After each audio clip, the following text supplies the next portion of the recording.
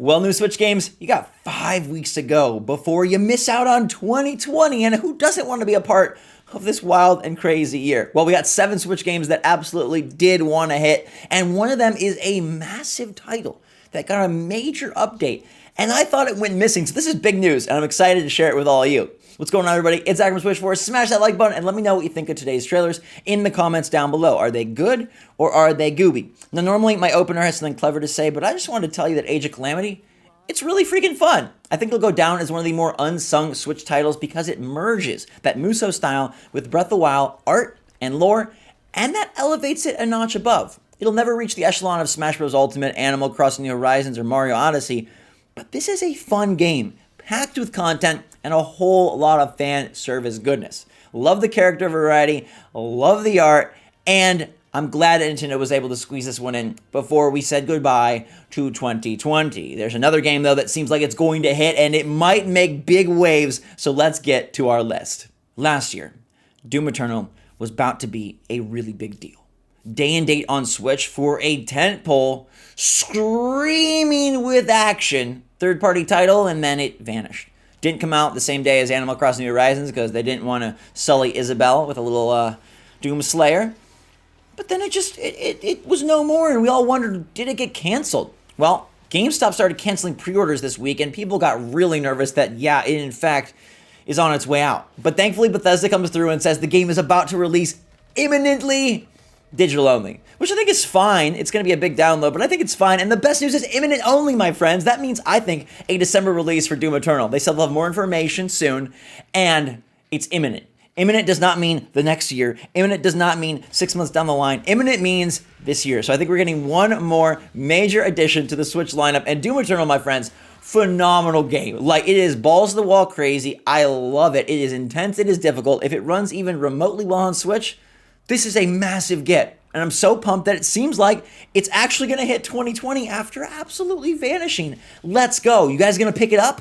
Who knew that Game of Life could get it too? The sequel to the Game of Life is hitting Switch in early 2021 with more options, more flexibility, more chances to live your life. Who doesn't want to spin that clicky-clacky spinner on the App Store? It's an App Store game? No, it's a board game, bro. Do you ever play Game of Life? Any of you, as like, that's still a thing? Do people even play these like classic board games? Life, Sorry, Splat, classic ant-killing game. I love board games. I don't love Life. But I think it's interesting that they made a sequel. Very real modern twist, dude. Living your best. I bet you can be a TikToker. I bet that's one of the things you can be, like, social media influencer. It has to be, right? It's just so 2020. Can you get struck by a pandemic?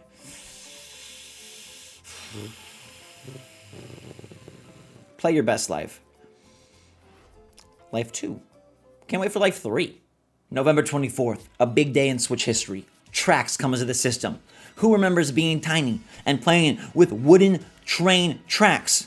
You can build your own wooden set. This is like my grandma's house inside my Switch. Oh my gosh. I remember one time my brother busted his lip and my family had to take him to the hospital and they didn't want me to go. So I went to my neighbor's house and their house was crusty and they gave me wooden trains, but I was like 10 and I was like, yo, I think I'm beyond wooden trains, but they couldn't do stuff like this, like through hills and mountains and cities. It was just like the simple Thomas. And you just, you know, the curved piece or the straight piece, what are you going to pick? But I like the look of this, honest to goodness. It gives me, like, warm fuzzies. Now, it says it's fun for all ages. The Toy Box Edition, bringing a bunch of extra track pieces and goodness. I honestly think the art style is really, really clever and really cute.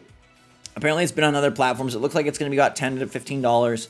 I don't think there's any competitive element to this. I think it's just building the tracks. It's like a simulator, like I said, of your freaking floral grandma's house. Don't put your feet on the couch. But that track right there, dude, now I want Marble Works, the game. Marble Works, wooden trains. Throw it back, baby. Look at that. You ever have the Hot Wheels cars that changed color in hot water? I'm really old. This game is also probably for really old people, but if any of you are planning on picking it up, let me know in the comments down below. Do any of you have nostalgia for this? Game of Life 2 tracks? What is getting into Nintendo at the end of the year? Well, if the Game of Life isn't for you, maybe the Celebrity Life is. Slated to hit Switch in 2022, it's a long ways away. You can live the celebrity life in this simulator about being a conceited, money-grubbing social media star, I guess. Post those selfies. I promise you this is not what being a YouTuber is like. Well, for some people it is. But the graphics of this remind me of this is Vegas, I think, is a game that came out a few years ago, and that's what this reminds me of, honestly. This is Vegas. But you're sabotaging Brad Pettit? Oh my gosh. We really sabotage Brad Pettit? Gosh darn it. Oh no, lawsuit at your doorstep? Sad life, cover the face, big disgrace. Kind of looks like a mobile game with those circular buttons all over the place. Go, whoa! Celebrity life got real. That's not fun in games. Do you have what it takes to become a real celebrity life? Do you have it? No, the answer is no. Most of you don't. I don't. It's too much. But the game's out in 2022. PICROSS S5 is out on November the 26th for $10, bringing you more delicious number crunching puzzle action to your Switch. PICROSS is a pretty fun title. I like Pokemon PICROSS, Mario PICROSS, 3D PICROSS. I also want Pushmo back. What a great game. But this is a very relaxing way to distract and distance yourself from the chaos of the holiday season. And if you want to social distance and just sit with your puzzler, grab your Switch and PICROSS S5 and do the dance of math. It's actually a lot more fun than it looks. This looks so mundane and boring and like a chore you'd have to complete in freaking 11th grade. But I promise you PICROSS is fun. That's why they're on S5. I like it better when it's making like Pokemon pictures or Mario pictures or things of that sort. But it's still a clever game. I like it much more than like Sudoku or honestly even Match 3s. It just taps into my brain in the right way. Those pictures are a little boring. It was much cooler when you're making like Mewtwo or Lucario. I wish Nintendo would theme this thing. But if you like just like basic number crunching and you want to you know, just chill out but also like brain bend for a little bit and you have $10 to spare, I think it's actually a pretty interesting time, but it's definitely not for everybody. This is no tracks. It's not going to have universal appeal, okay? Anybody like PICROSS out there? Or who wants Pushmo back? Freaking Pushmo. That was great on 3DS. I don't know why we don't have that again. We got Box Boy and Box Girl. Pushmo should make an appearance. It should. PICROSS Pushmo. November 26th. Synth Wave Rhythm. SOLAS 128. It's coming Q1 2021. And it reminds me of a kaleidoscope. And a little bit of Geometry Wars, but it's a beam puzzler.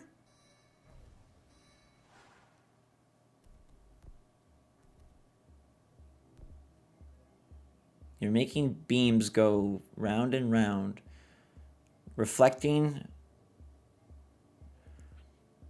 Now this looks really boring. I'm not gonna try to sell you on this one because 150 puzzles, one of a kind synthwave soundtrack. The entire game is synchronized. I mean, that's clever.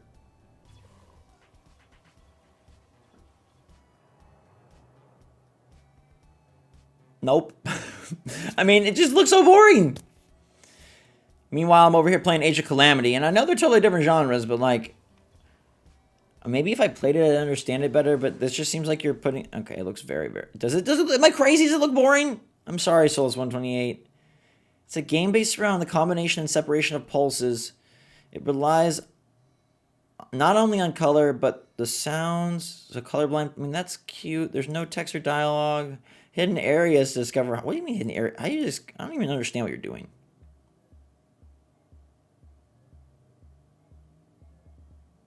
That's SOLAS 128. I mean, there's very niche titles, but this one fascinates me because I don't. Like, raise your hand if you're out there and you look at this, you're like, yes! SOLAS 128! It could be really fun. I don't know. I'm not keeping my eyes on it. Retro MACHINA is a retro-futuristic action puzzle adventure coming early next year. A retro-future action puzzle. It looks like Machinarium meets Astrobot.